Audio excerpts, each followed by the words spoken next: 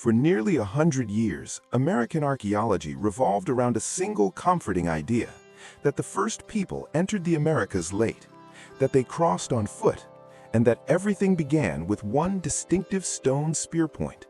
That story is now broken. In the high desert of western Idaho, along a quiet bend of the Salmon River, archaeologists uncovered evidence that should not exist, evidence that forces us to rethink when humans arrived in North America, how they got here, and who they really were. What makes this discovery so unsettling is not just its age, it's where it appears in the landscape and what it reveals about the abilities of the people who left it behind. 16,000 years ago, massive ice sheets sealed off the interior of the continent. Canada was not a corridor, it was a frozen wall, and yet humans were already living deep inside what is now the United States. This is the story of Kooper's Ferry, an unassuming river terrace that rewrote American prehistory, and of a founding population whose origins trace not through an icy land bridge, but across the open ocean. In 2009, archaeologist Lauren Davis arrived at this stretch of river with modest expectations. Local ranchers had reported stone tools eroding out of the mud for decades. Nothing dramatic, nothing world-changing. But as excavation began, layer by layer, the ground told a different story, one that contradicted textbooks, challenged long-held assumptions, and ultimately connected archaeology, genetics, and ancient maritime travel into a single coherent explanation. What emerged from the soil was not a fleeting campsite. It was a place people returned to, a place they prepared food, repaired tools, buried valuable equipment, and lived alongside Ice Age animals that no longer exist. And beneath everything archaeologists expected to find, there was something older, something that should not have been there at all.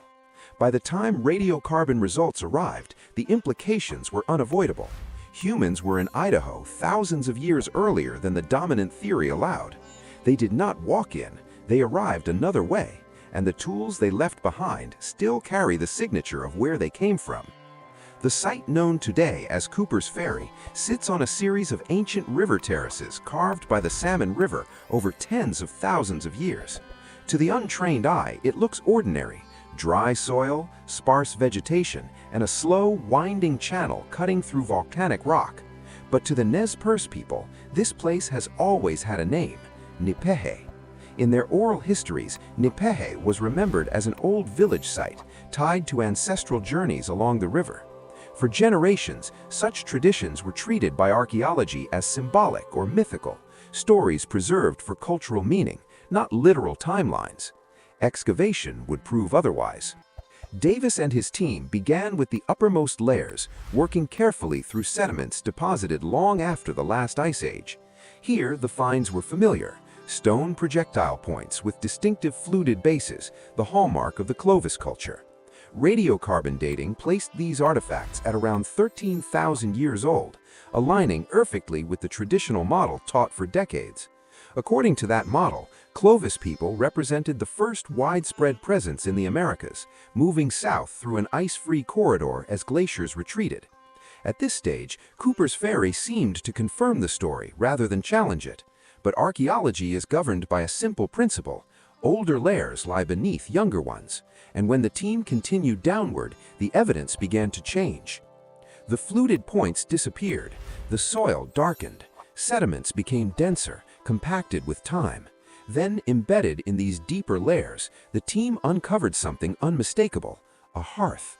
Not a random scatter of burned material, a deliberately constructed fire pit dug into the earth, lined with heat-fractured stones and filled with charcoal produced by controlled burning. Around it lay stone flakes, hundreds of them, the sharp debris left behind when tools are shaped with skill and intention. Scrapers, blades, carefully worked implements. This was not the trace of a single visit, it was evidence of repeated activity. People had lived here long enough to cook, to manufacture tools, and to return again and again. And these artifacts did not resemble Clovis technology at all. The stone points emerging from the deeper layers were immediately recognizable to archaeologists, but not in the way Clovis points are. They were stemmed. Instead of a fluted base designed to slide into a spear shaft, These points featured a narrow-shaped stem meant for hafting in a completely different way. This design belonged to what archaeologists call the Western stemmed tradition. Until Cooper's Ferry, this technology had been poorly understood. It appeared scattered across parts of the Western West, but its relationship to Clovis was unclear. Here at Nipehe, the context was undeniable. Davis and his team ultimately recovered nearly 200 stone artifacts from the deepest cultural layers, including more than 27 complete tools. Among them were stemmed projectile points, cutting blades, scrapers, and other implements associated with food processing and daily survival. But the most revealing detail was not just the tools themselves, it was how they were found. Several of these artifacts were discovered inside deliberately dug pits, caches. High-quality tools had been buried carefully and left behind for later use. This behavior carries a powerful implication. You do not cache tools in a place you do not expect to return to. You do not bury valuable equipment unless you know the landscape, trust the location, and plan future visits. This was not exploration, it was occupation. When charcoal samples from the hearth were sent for radiocarbon dating, the results forced a complete reassessment. The dates clustered between 15,000 and 16,000 years before present. In archaeological terms, before present is measured from 1950, the baseline year for radiocarbon calibration. That places the deepest occupation of Cooper's Ferry more than 3 millennia earlier than Clovis. And that created an impossible problem. At 16,000 years ago, the ice-free corridor through central Canada did not exist. The Laurentide and Cordilleran ice sheets were at or near their maximum extent, forming a continuous barrier of ice over a kilometer thick. Even if a narrow gap had existed, which geological evidence strongly suggests it did not, it would have been an inhospitable wasteland with little vegetation or game. There was no viable path south. If people were living in Idaho at this time, they did not arrive on foot through Canada. They came another way. To understand where these people came from, archaeologists turned to the tools themselves. The stone used to make many of the Cooper's Ferry artifacts was not local. It was cryptocrystalline silicate, a fine-grained material prized for its predictable fracture patterns and razor-sharp edges. Sources of this stone lie miles away from the site, indicating that these people were mobile, organized, and knowledgeable about regional geology. But material alone does not tell the full story. Design does. When researchers compared the stemmed points from Cooper's Ferry to ancient tools from Northeast Asia, a striking pattern emerged. The closest technological matches were not found elsewhere in the Americas, but in Japan. Late Upper Paleolithic sites in Hokkaido, dating to around 20,000 years ago, produced tools with remarkably similar forms and manufacturing techniques. Both traditions relied on carefully prepared cores. Both produced standardized flake blanks. Both favored stemmed bases over fluted designs. These were not superficial similarities. They reflected shared knowledge passed through generations. Stone tools carry what archaeologists call a technological fingerprint, and the fingerprint at Cooper's Ferry pointed west, across the Pacific.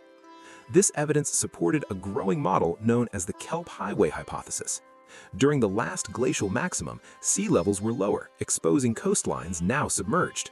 While continental interiors lay frozen beneath massive ice sheets, the Pacific coast remained largely ice-free. Even more importantly, it was biologically rich.